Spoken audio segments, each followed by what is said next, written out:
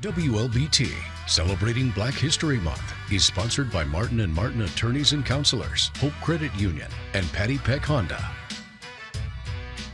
And we kick off our Black History Month series by highlighting those brave men and women who broke barriers for the betterment of their people and communities during such challenging times. Tonight, we are honoring Alice Scott, the first woman and African-American female to serve as mayor in the city of Canton.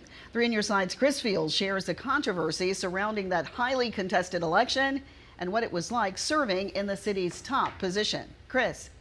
Well, it was the year 1994 that Alice Scott, who was at the time a community activist and an elementary school principal, decided to answer the call for change that she knew would not be easy, but instead a challenge to break the glass ceiling that will allow doors to open for those coming behind her generations later.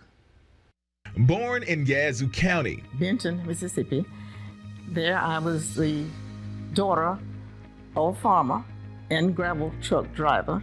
Scott attended Jackson State University, graduating with a degree in education.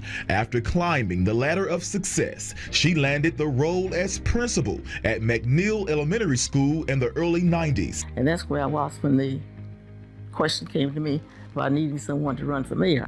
After garnering much support, Scott officially put her name in the hat, running against incumbent Sidney Runnels, who had been the city's mayor for 15 years. Good evening, I'm Howard Ballou. And I'm Maggie Wade. Election commissioners in Canton are at this hour continuing the tedious process of counting ballots in an election that could rewrite history in the predominantly black city. It was such a huge voter turnout on August 2nd that the mayoral election went into a runoff. After 3 days, vote counting in Canton has ended with a tie in the hotly contested mayor's race.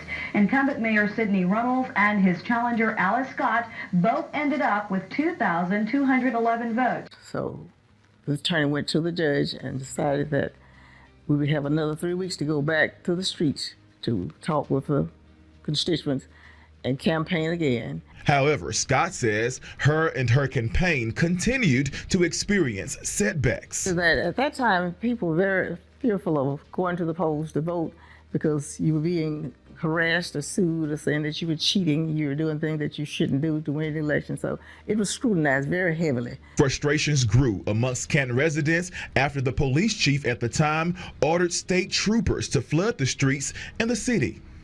We have family here, and I'll be damned if we're going to sit back and be intimidated in this manner again. When I left the courthouse, or when I left the venue where we were counting, I had to be escorted because it was just not safe to be alone. After an emotional and overwhelming 3 months, change was on the horizon. Scott beat out longtime incumbent Runnels by 196 votes. But shortly after getting into office, that's where the big controversy came in. When my department heads realized that you were going to be working with a black lady, they decided we can't take this. Fire department decided to, fire department head walked away. Public Works Department head walked away. Police department walked away.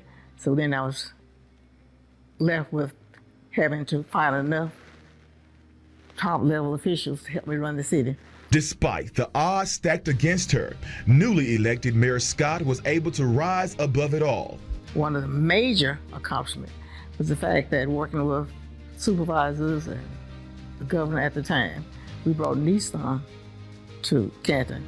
So that was a major accomplishment to have big factories, big structures like that come to Canton to get us on an economic road. Scott was elected for a second term in 1998, but fell short in the 2002 election where she was defeated by Alderman Fred Esco.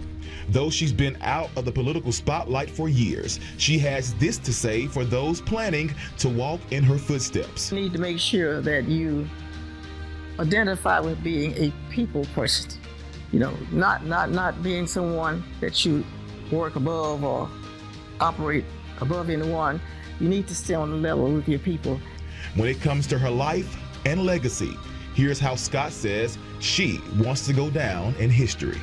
That as the poem say, somebody said it couldn't be done, but he with a chuckle replied, that maybe it couldn't, that he would be one who wouldn't say so until he tried. So if you get out there and try, you buckle in, you'll be able to win. So that's what I'm saying, that you need to just always do the things that when people see you or when you walk up, they'll know that, oh, this is Alice Scott. This is Alice Scott. Now, to this day, Scott continues to serve as a community activist in the great city of Canton. In her spare time, you can find her at local and state meetings, brainstorming ways to make her city a better place. Her strong will, determination, and courage more than 30 years ago, she hopes will spark the next generation to create change of their time. I'm Chris Fields, 3 on your side.